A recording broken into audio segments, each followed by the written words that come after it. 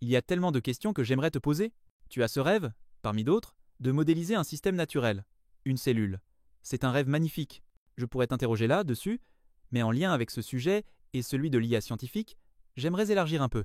Il y a un essai de Daniel Kokotajlo, Scott Alexander et d'autres qui décrit différentes étapes vers une superintelligence artificielle, ASI. Ils y développent plusieurs idées intéressantes, notamment celle d'un codeur surhumain et d'un chercheur en IA surhumain. L'une des notions abordées dans ce texte est celle de goût pour la recherche, et je trouve ce concept fascinant.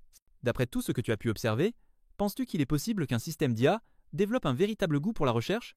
Qu'il puisse t'aider comme le ferait un co-scientifique en IA pour orienter les meilleurs chercheurs humains dans la bonne direction voire à terme? Trouver lui-même quelle piste explorer pour générer des idées vraiment nouvelles?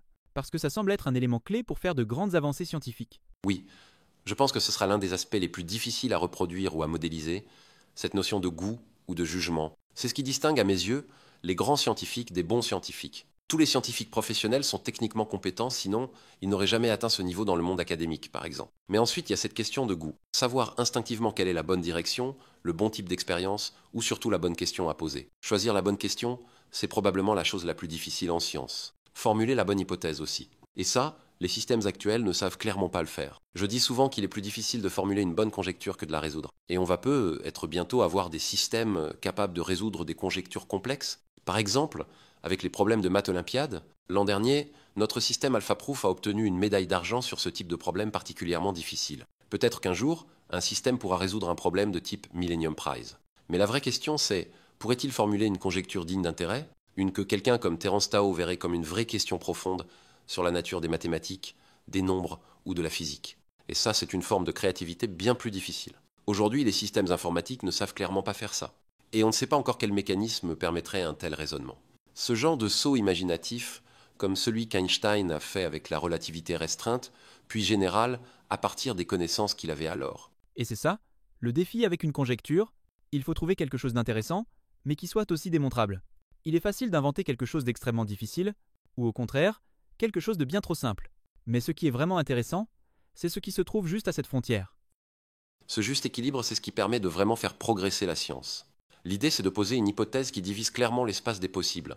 Qu'elle soit vraie ou fausse, on apprend quelque chose de vraiment utile. Et ça, c'est difficile à faire. Il faut aussi que cette hypothèse soit falsifiable et qu'elle reste testable avec les technologies disponibles aujourd'hui. C'est un processus profondément créatif, et je pense qu'une simple recherche naïve pilotée par un modèle ne suffira pas pour y parvenir. L'idée de diviser l'espace des hypothèses est vraiment fascinante. J'ai entendu dire que, pour toi, il n'y a pratiquement pas d'échec en science, ou que l'échec peut avoir une grande valeur, à condition de bien formuler la question, de bien concevoir l'expérience, de bien structurer tout le processus. Dans ce cas, réussite ou échec ont tous les deux de la valeur, peut être justement parce que cela divise efficacement l'espace des hypothèses, un peu comme une recherche binaire. Exactement. Quand tu fais de la vraie recherche exploratoire, il n'y a pas vraiment d'échec. Tant que tu choisis des expériences et des hypothèses qui divisent l'espace des possibilités de manière significative. Dans ce cas, tu peux apprendre autant d'un résultat négatif que d'un résultat positif. Si l'expérience est bien conçue et que l'hypothèse est pertinente, même un échec t'apporte des informations précieuses sur la suite à explorer. Au fond, c'est un processus de recherche et chaque résultat te permet d'orienter intelligemment les prochaines étapes. Tu as estimé que nous atteindrons l'AGI d'ici 2030. Il y a des questions intéressantes autour de ça. Comment saurons-nous, concrètement, que nous y sommes arrivés? Et quelle pourrait être, en quelque sorte, la célèbre coup 37 de l'AGI?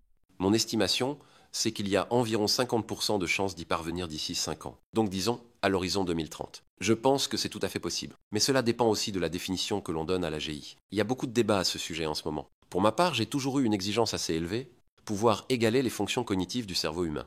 On sait que notre cerveau fonctionne comme une sorte de machine universelle approximative, et il a permis de créer toute notre civilisation moderne, ce qui montre à quel point il est généraliste. Pour savoir si on a réellement atteint une AGI, il faut s'assurer qu'elle possède l'ensemble de ses capacités. Il ne faut pas qu'elle ait une intelligence en dents de scie, excellente sur certains points, mais totalement déficiente sur d'autres, comme c'est le cas des systèmes actuels. Aujourd'hui, l'intelligence n'est pas homogène ni cohérente dans ces modèles. Une vraie AGI devrait avoir une cohérence globale de ses capacités intellectuelles.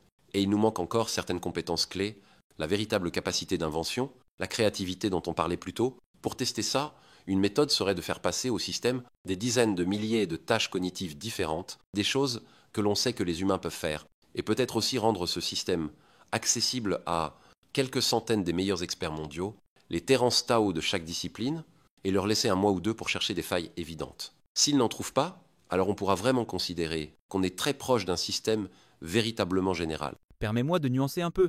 Les humains sont incroyables, mais à mesure qu'une intelligence progresse dans tous les domaines, on a tendance à sous-estimer ce qu'elle accomplit.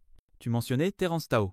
Ces experts brillants pourraient très vite, en l'espace de quelques semaines, finir par prendre pour acquis tout ce que le système est capable de faire et se concentrer uniquement sur la moindre faille, en mode « Ah, voilà, il ne sait pas faire ça ». Pour ma part, je suis avant tout humain, je m'identifie en tant qu'humain. Et il y a des gens qui m'écoutent parler et se disent « Ce gars n'est pas très doué pour s'exprimer, avec mes hésitations, ma façon de parler ». Même chez les humains, il y a des limites évidentes. Et ce, dans tous les domaines, pas seulement en maths ou en physique. C'est pour ça que je me demande si, plutôt qu'un test massif avec 10 0 tâches cognitives, ce qu'il nous faudra, ce sera un moment marquant une sorte de coup 37 de l'AGI, quelque chose d'unique, de spectaculaire, qui fasse dire « Waouh, là, c'est clair ». Exactement, c'est ça. Je pense qu'il y a une forme de test généralisé pour vérifier la cohérence globale du système, mais je crois aussi qu'il y a ces moments phares comme le coup 37 que j'attendrais personnellement. Par exemple, la capacité à inventer une nouvelle conjecture ou une hypothèse inédite en physique, comme Einstein l'a fait. On pourrait même imaginer un test rigoureux en retour, donner au système toutes les connaissances disponibles jusqu'en 1900 et voir s'il est capable, à partir de là, de formuler la relativité restreinte et générale comme l'a fait Einstein. Ce serait un test vraiment intéressant. Autre exemple, non seulement découvrir une stratégie comme le coup 37 au jeu de Go, mais carrément inventer un jeu aussi profond, aussi esthétiquement beau, aussi élégant que le Go. C'est ce genre de choses que j'observerais. Et je m'attendrais à ce qu'un système puisse faire plusieurs de ces choses-là dans différents domaines, pas juste un seul pour qu'on puisse vraiment parler d'intelligence générale. Et bien sûr, en parallèle, il faudrait aussi vérifier sa cohérence globale et s'assurer qu'il n'y ait pas de faille majeure dans ses capacités. Une nouvelle conjecture, ou une découverte scientifique, ce serait un moment vraiment extraordinaire à vivre. Oui, ce serait incroyable. Non seulement nous aider à avancer, mais aussi être capable de proposer quelque chose de totalement nouveau. Et tu serais dans la pièce à ce moment-là ? Tu devrais attendre, probablement 2 ou 3 mois avant de pouvoir l'annoncer, assis là, à essayer de ne pas en parler sur Twitter. Exactement. Quelque chose comme ça. Une idée totalement nouvelle.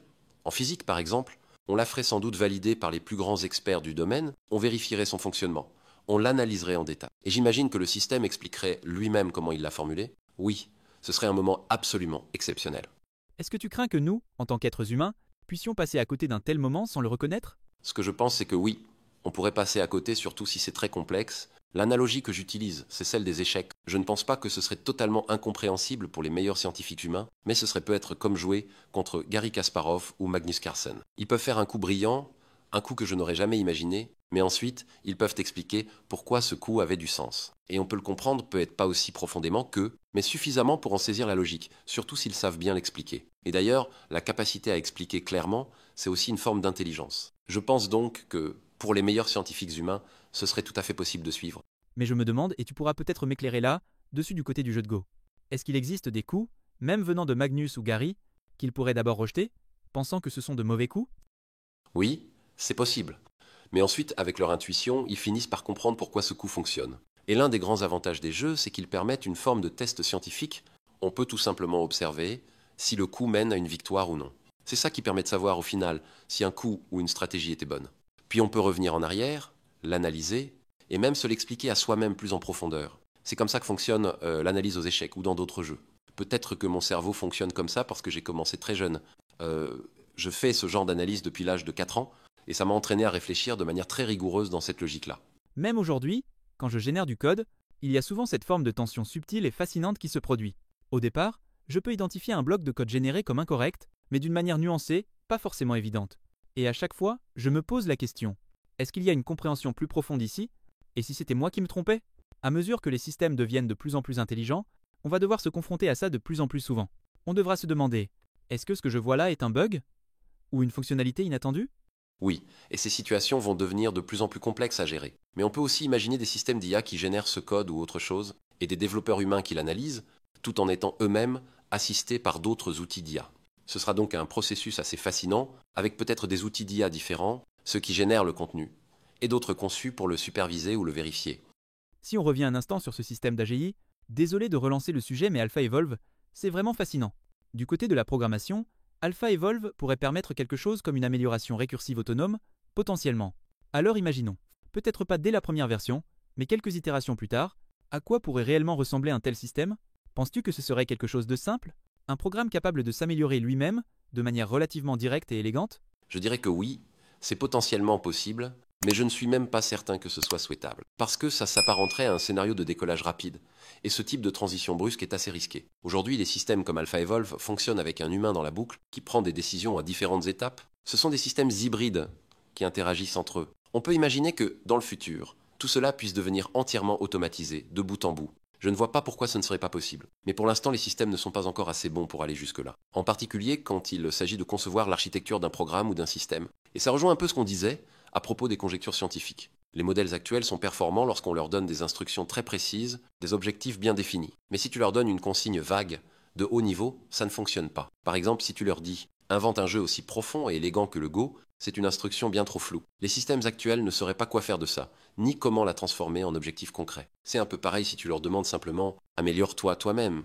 C'est trop ouvert, trop peu contraint. Cela dit, dans certains cas très spécifiques comme avec AlphaEvolve et l'amélioration de la multiplication matricielle, quand l'objectif est clairement défini, le système est capable d'amélioration progressive efficace. Mais pour l'instant, on parle de petits pas incrémentaux, pas encore de véritables sauts majeurs dans la compréhension ou la conception. Oui, et à vrai dire, on peut aussi nuancer le scénario de décollage rapide. Il se pourrait très bien que l'évolution de l'IA passe simplement par une suite d'améliorations incrémentales, comme ce qu'on a vu avec la multiplication matricielle. Un système pourrait passer des jours entiers à chercher, pas à pas, comment améliorer un processus donné et le faire de manière récursive. Et plus on avance dans ces améliorations, plus le rythme ralentira. Il y aura une sorte de diminution progressive des gains, donc le développement de l'IA pourrait suivre une trajectoire graduelle et non une rupture soudaine. Une montée en puissance continue, mais étalée dans le temps. Oui, si on parle simplement d'amélioration incrémentale, c'est bien comme cela que ces systèmes fonctionnent aujourd'hui. Mais la vraie question c'est, sont-ils capables d'un véritable saut? Par exemple, auraient-ils pu inventer l'architecture transformée en 2017, à l'époque où nous l'avons conçue chez DeepMind et Brain? Ce n'est pas évident. Même Alpha n'a peu être pas cette capacité à produire une percée de cette ampleur. On sait que ces systèmes sont très bons pour progresser étape par étape, pour optimiser localement. Mais au fond, la question est la suivante. Est-ce que ce type de progression suffit, ou faudra-t-il encore une ou deux grandes avancées majeures pour franchir le cap suivant? Est-ce que ces systèmes pourraient non seulement assurer des améliorations progressives, mais aussi être capables, de temps à autre, de véritables percées, comme une suite de courbes en S, alternant entre progression continue et bond soudain? Aucun système aujourd'hui est démontré, de manière incontestable, la capacité à produire ce genre de grands sauts. Ce que nous avons, ce sont surtout des systèmes qui savent gravir la pente de la courbe en S sur laquelle ils se trouvent actuellement. Oui, ce serait ça, le coup 37. L'une des histoires marquantes, côté business et leadership, c'est ce que Google a accompli cette dernière année. Je pense qu'on peut dire qu'il y a un an, Google était en train de perdre du terrain sur les LLM avec Gemini 1.5, et aujourd'hui, avec Gemini 2.5, la tendance s'est inversée. Tu as pris les commandes et dirigé cette transition. Qu'est-ce qui a permis de passer de ce retard à cette position de leader en seulement un an? Tout d'abord, c'est grâce à une équipe incroyable, dirigée par Cory, Jeff Dean, Auriel et toute l'équipe Gemini, absolument de classe mondiale. Tu ne peux pas réussir sans les meilleurs talents. Bien sûr, on a aussi accès à une puissance de calcul énorme, mais surtout c'est la culture de recherche qu'on a mise en place qui a fait la différence. On a rassemblé différentes équipes de Google, Google Brain, qui était déjà exceptionnelle, et l'ancienne DeepMind pour réunir les meilleurs talents et les meilleures idées, dans le but de créer le meilleur système possible. Ça a été difficile, mais on est très compétitif et on adore la recherche, c'est quelque chose qui nous passionne. Notre progression n'était pas acquise d'avance, mais on est fier de ce qu'on a accompli, et ce qui compte le plus, c'est la vitesse de progression. Quand on regarde d'où on vient il y a 2 ans, puis 1 an, puis aujourd'hui, on parle de ce qu'on appelle un progrès implacable, et surtout une capacité à le concrétiser rapidement. C'est un environnement incroyablement compétitif, avec certains des plus grands entrepreneurs, leaders et entreprises du monde. Tout le monde a compris à quel point l'IA est cruciale, et pour nous c'est très motivant de voir à quel point les choses avancent vite. Tu sais, Google est une entreprise immense. Est-ce que tu peux parler des dynamiques naturelles qui émergent dans ce contexte, notamment la bureaucratie qui s'installe avec le temps? Tu veux faire attention à ça, mais il y a toujours des réunions, des couches de management. Quels sont, selon toi, les vrais défis à surmonter en tant que leader pour justement casser ces barrières et réussir à livrer, comme tu l'as dit, autant de produits liés à Gemini en si peu de temps?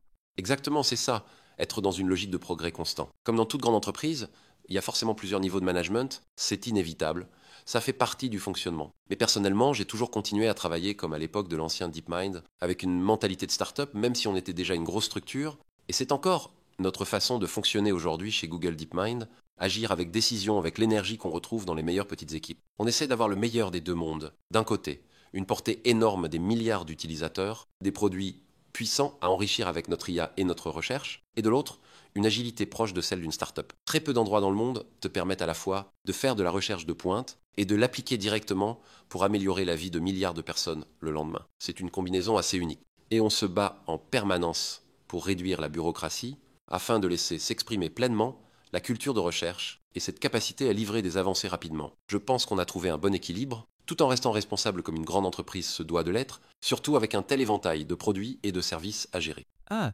c'est drôle que tu parles justement de cette portée à grande échelle. J'ai récemment discuté avec un type brillant, Irving Finkel, un expert mondial en cunéiforme, au British Museum. C'est l'un des plus grands spécialistes des tablettes d'écriture anciennes. Et il ne connaît rien à ChatGPT, ni à Gemini. Il ne sait quasiment rien sur l'IA. Sa première rencontre avec l'IA, ça a été via le mode IA de Google. Il m'a dit « C'est ça dont tu parles ?» Oui, le mode IA. Et c'est un bon rappel que pour une grande partie du monde, tout ce sujet autour de l'intelligence artificielle reste encore inconnu ou flou. C'est vrai, c'est assez drôle. Quand tu passes du temps sur X ou Twitter, en tout cas dans mon fil, tu as l'impression que tout tourne autour de l'IA. Et dans certains cercles, comme la Silicon Valley ou d'autres milieux bien ciblés, c'est littéralement la seule chose à laquelle tout le monde pense. Mais dans le reste du monde normal, beaucoup de gens n'ont encore jamais vraiment été confrontés à l'IA. C'est une vraie responsabilité. Être le premier point de contact avec l'IA pour des millions de personnes, que ce soit en Inde rurale ou ailleurs dans le monde. Exactement.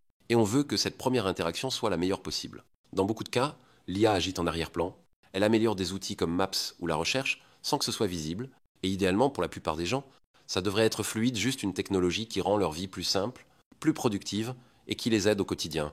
Beaucoup de personnes dans les équipes produits et ingénierie de Gemini ont parlé de toi en des termes très élogieux. Je te voyais surtout comme un scientifique de haut niveau, passionné par les grandes questions de recherche. Mais ils m'ont aussi dit que tu étais excellent dans la conception produit, capable de créer quelque chose que beaucoup de gens utilisent et apprécient vraiment. Est-ce que tu peux expliquer ce qu'il faut, selon toi, pour concevoir un produit basé sur l'IA que les gens aiment réellement utiliser ?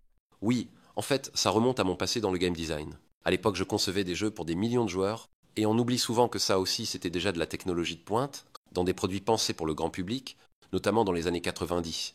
J'ai toujours adoré mélanger recherche de pointe et expérience utilisateur pour créer quelque chose de vraiment nouveau. Et je pense que c'est, au fond, la même compétence. Imaginer concrètement ce que ça fait de l'utiliser, de manière intuitive. Et avoir du goût, ce dont on parlait tout à l'heure, le même type de sensibilité qui est utile en science, peut aussi l'être en conception produit.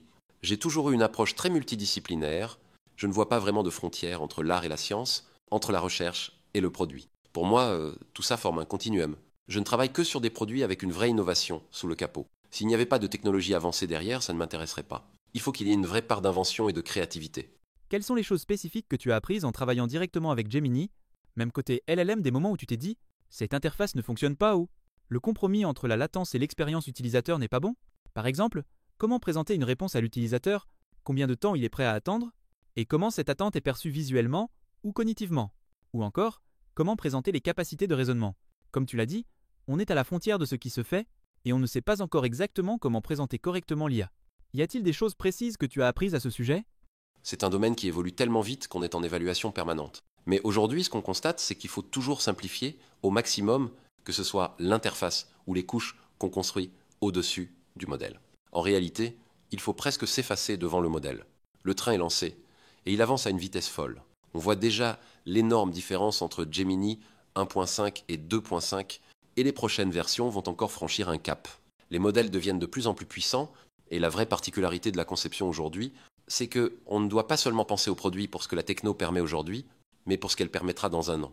Il faut donc être un product person très technique, avoir une bonne intuition pour se dire « ce que j'imagine là, ce n'est pas encore faisable, mais est-ce que la recherche est en bonne voie pour le rendre possible dans 6 mois ou 1 an ?»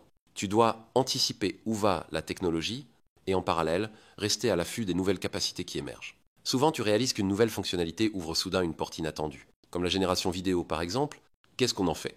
Et dans le multimodal aussi, on sent que tout va changer. Moi, je me demande sérieusement si les interfaces actuelles, avec leur boîte de texte, vont vraiment survivre longtemps. Ça semble peu probable, vu la puissance des systèmes multimodaux qui arrivent.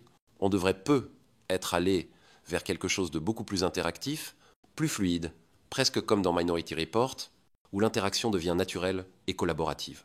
Je pense qu'on regardera les interfaces d'aujourd'hui comme quelque chose d'archaïque, et peut être même dans seulement 2 ou 3 ans. Il y a donc encore énormément de place pour innover, aussi bien sur le plan produit que sur le plan recherche. Et hors caméra, on parlait justement du clavier. La vraie question ouverte, c'est quand et dans quelle mesure allons-nous basculer vers l'audio comme principal mode d'interaction avec les machines, plutôt que de continuer à taper du texte ? Oui, taper du texte reste un mode d'interaction très limité en bande passante, même si tu tapes vite, je pense qu'on va devoir commencer à utiliser d'autres dispositifs, comme des lunettes connectées, des écouteurs intelligents, et peut-être à terme certaines interfaces neuronales. L'idée, ce serait d'augmenter considérablement la bande passante d'entrée et de sortie, peut être par un facteur 100 par rapport à ce qu'on a aujourd'hui. Je pense que le design d'interface est un art encore sous-estimé. Tu ne peux pas exploiter pleinement l'intelligence d'un système si tu ne conçois pas la bonne interface. C'est elle qui permet réellement de débloquer son potentiel. Et c'est une question passionnante. Comment y parvenir? Savoir s'effacer et laisser l'IA s'exprimer, c'est un véritable art en soi. Oui, c'est exactement ce que Steve Jobs évoquait souvent, simplicité, beauté et élégance. C'est ce qu'on recherche. Et à mes yeux, personne n'y est encore arrivé. Mais c'est là que j'aimerais qu'on parvienne. Et ça rejoint encore une fois le jeu de Go, un jeu d'une élégance et d'une beauté incroyable. Peut-on créer une interface aussi belle, aussi pure que ça? Je pense qu'on va bientôt entrer dans une ère d'interface générée par l'IA et probablement personnalisée à chacun, adaptée à ton esthétique, à ta manière de penser, à la façon dont ton cerveau fonctionne. L'IA pourra ajuster l'interface en fonction de la tâche, et c'est probablement dans cette direction sur mesure qu'on va évoluer. Oui, certains sont de vrais power users. Ils veulent chaque paramètre affiché, tout doit être contrôlable, comme moi avec le clavier navigation 100% clavier, raccourci partout. Et d'autres préfèrent le minimalisme total. Je suis content de voir que tu as aussi un petit mode Steve Jobs en toi, ça va bien avec ton mode Einstein. Bon, maintenant, je vais essayer de te piéger avec une question. Quand sortira Gemini 3? Avant ou après GTA 6? Le monde attend les deux. Et surtout, qu'est-ce que ça implique de passer de Gemini 2.5 à 3.0? Parce que 2.5 a déjà eu plusieurs versions avec des gains impressionnants. Alors, est-ce juste une question de performance? Ou bien une expérience totalement différente? Oui. Alors, pour expliquer comment on gère les versions chez nous, en général, il faut environ 6 mois pour une nouvelle version complète. C'est, à dire, un nouveau run d'entraînement et une intégration produit complète. Pendant cette période, on voit émerger plein d'idées nouvelles. Ça peut être au niveau de l'architecture, des données ou d'autres axes. On les rassemble, on teste celles qui sont vraiment prometteuses pour la suite et on les emballe dans une nouvelle itération. Ensuite, on lance un grand entraînement principal, le Hero Run, qu'on suit de près, puis on enchaîne avec la phase de post-entraînement où il y a plusieurs méthodes possibles pour optimiser encore davantage. C'est à ce moment-là qu'on voit apparaître les noms de versions, souvent associés au modèle de base prêt, entraîné. Les versions intermédiaires de Gemini 2.5, par exemple, avec leurs différentes tailles et petites améliorations, sont en général issues de patchs ou d'idées post-entraînement qui reposent sur la même architecture de base. Et au-dessus de tout ça, on a différentes variantes, Pro, Flash, Flashlight, qui sont souvent des versions distillées à partir du modèle principal. Ça nous permet de proposer une gamme complète, selon les besoins. Tu peux prioriser la performance, la vitesse ou le coût. On visualise ça comme une frontière de Pareto. L'axe vertical représente la performance, l'axe horizontal, la latence ou le coût. Et l'idée, c'est qu'on propose des modèles qui définissent toute cette frontière pour que chaque utilisateur ou développeur puisse trouver celui qui correspond parfaitement à son besoin. Donc derrière chaque changement de version, il y a effectivement ce grand run d'entraînement principal, puis une complexité folle liée à la mise en production. Ensuite, on distille différentes tailles de modèles, le long de cette frontière de Pareto qu'on évoquait, et à chaque étape, tu te rends compte qu'un nouveau produit potentiel peut émerger, des side quests super intéressantes, mais tu ne veux pas non plus te laisser embarquer dans trop de ces détours, sinon tu te retrouves avec une explosion de versions et de produits dérivés. C'est ça, c'est flou, parfois un peu chaotique, mais en même temps hyper excitant, parce que chaque nouveauté est géniale.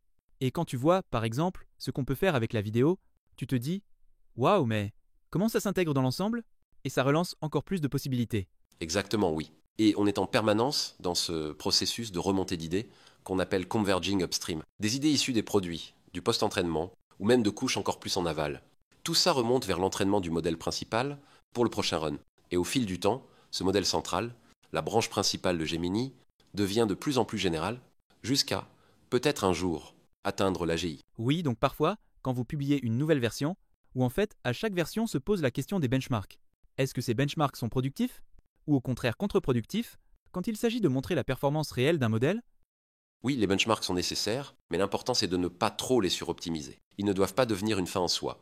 Par exemple, LM6, auparavant appelé Chatbot Arena, est devenu, de manière assez organique, l'un des référentiels utilisés pour évaluer les chatbots. Mais il existe aussi de nombreux benchmarks académiques qui testent les capacités en maths, en code, en compréhension du langage, en sciences, etc. Et puis, de notre côté, on a nos propres benchmarks internes qui nous tiennent à cœur. Tout ça constitue une sorte de problème d'optimisation multi-objectif. On ne veut pas qu'un système soit bon dans un seul domaine, mais bien globalement performant. L'objectif, c'est d'avoir des améliorations sans regret. Par exemple, améliorer les performances en code sans dégrader les résultats en traduction, en langage général, ou dans d'autres tâches. C'est là toute la difficulté. Tu peux injecter plus de données de code ou de jeux vidéo, mais est-ce que ça ne va pas pénaliser d'autres compétences importantes? Il faut donc surveiller en permanence un nombre croissant de benchmarks et en parallèle observer les signaux réels d'utilisation, qu'ils viennent des développeurs ou des utilisateurs grand public, dans les produits concrets comme les interfaces de chat par exemple. Oui, parce qu'au fond, ce qu'on cherche vraiment à mesurer, c'est l'utilité réelle du modèle. Et ça, c'est extrêmement difficile à quantifier. Ce sont presque des benchmarks à base de vibes, basés sur les ressentis d'un grand nombre d'utilisateurs. Et pour moi, ce serait terrifiant d'avoir un modèle objectivement plus intelligent, mais qui, pour une raison difficile à cerner, ne fonctionne pas en pratique, il sonne faux, sans qu'on sache vraiment pourquoi. C'est angoissant, parce qu'il doit être intelligent et utile dans plein de domaines différents. Tu t'emballes parce qu'il résout d'un coup des problèmes de programmation qu'aucun autre modèle ne savait gérer, mais en même temps, il commence à écrire de la poésie médiocre ou à se dégrader sur d'autres tâches. C'est une tension permanente, très difficile à équilibrer. Et comme tu ne peux pas te reposer uniquement sur les benchmarks, tu dois surtout écouter les utilisateurs finaux. Ce sont eux qui, au final, te diront si ton modèle fonctionne vraiment ou non. Oui, et puis il y a des aspects encore plus subtils et ésotériques qui entrent en jeu, comme le style ou la personnalité perçue du système. Est-ce qu'il est verbeux ou synthétique? Est-ce qu'il a de l'humour? Et chacun a ses préférences. Certains aiment un ton plus sérieux, d'autres veulent quelque chose de plus détendu. C'est presque une nouvelle frontière de la recherche en psychologie ou en personnalité. Je travaillais justement là, dessus pendant mon doctorat, sur les 5 grands traits de personnalité. Et aujourd'hui, la question devient, à quoi doit ressembler un assistant idéal? Et la réponse dépend énormément des utilisateurs. C'est un tout nouveau genre de problème dans le monde du produit qu'on n'a jamais vraiment abordé à cette échelle jusqu'ici, mais qu'on va devoir gérer très rapidement maintenant. Je trouve cet espace vraiment fascinant, le fait de développer la personnalité de ces systèmes. Et en le faisant, ça agit un peu comme un miroir de nous-mêmes. Qu'est-ce qu'on aime vraiment chez un assistant? Quels traits de caractère nous attirent ou nous repoussent? Avec le prompt engineering, on peut déjà contrôler une partie de ces éléments. Mais la vraie question c'est, le produit peut-il rendre ça plus simple et naturel? Nous permettre d'explorer facilement différentes variantes, différents personnages ou styles d'IA avec lesquels interagir?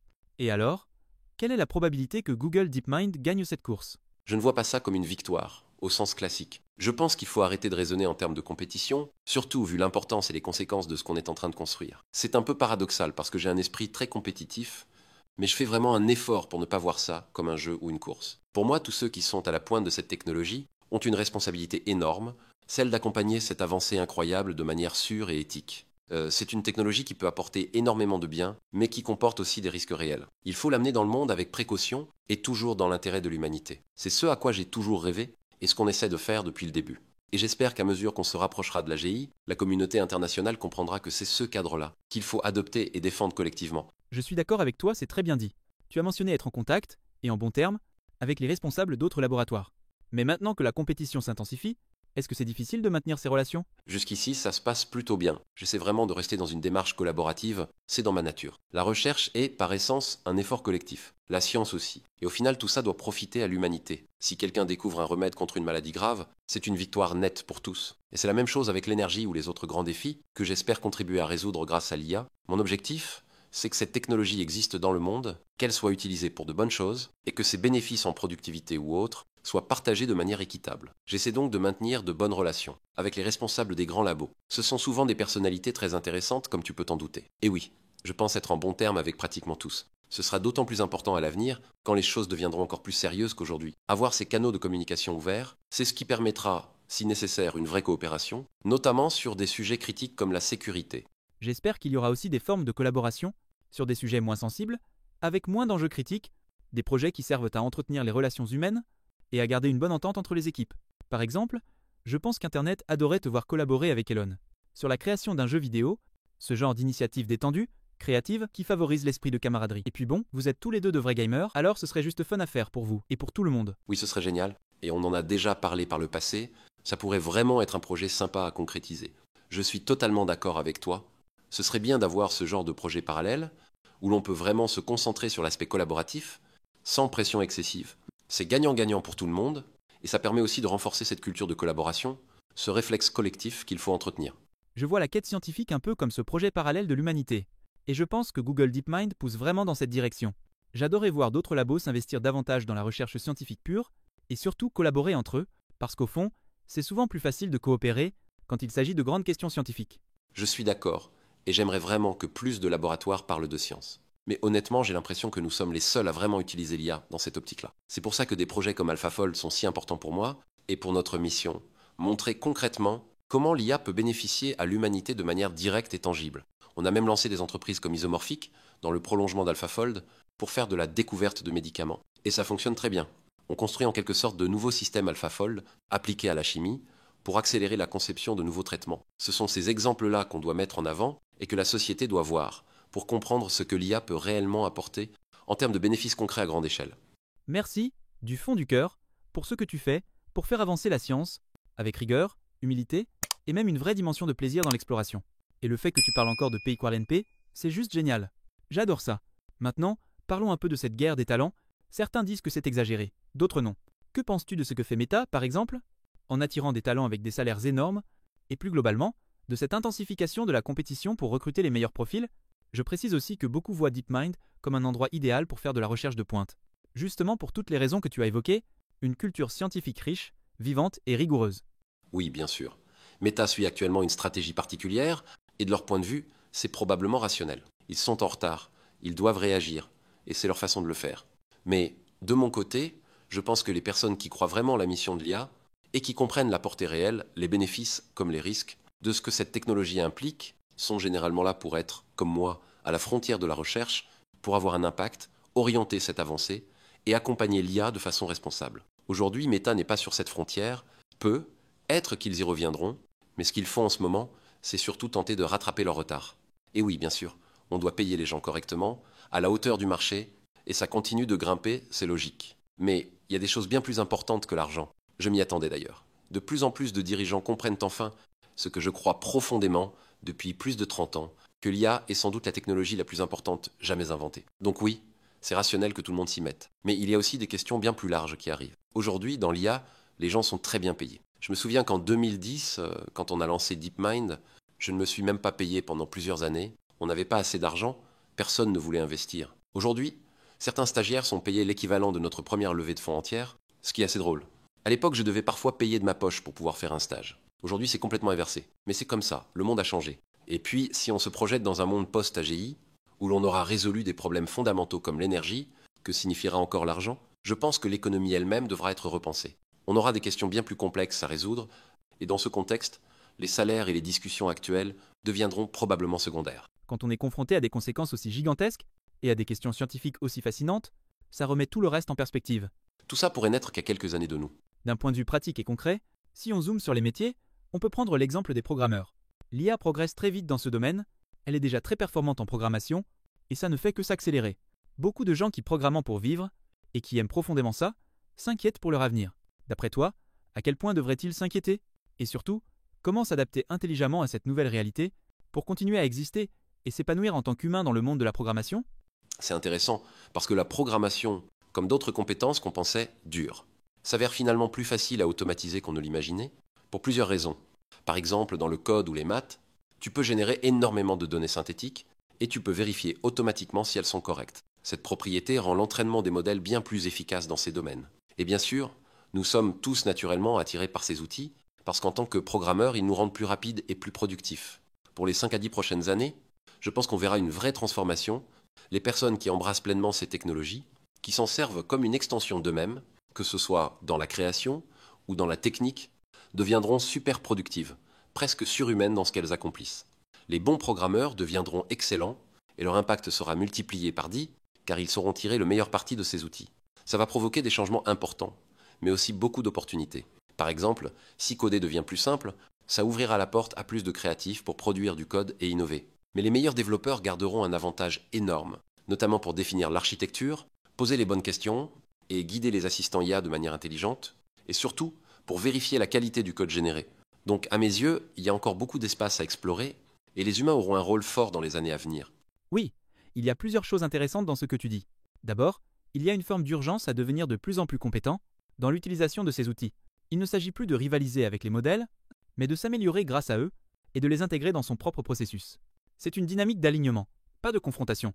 Mais, comme souvent dans la vie, toutes les compétences ne seront pas valorisées de la même manière.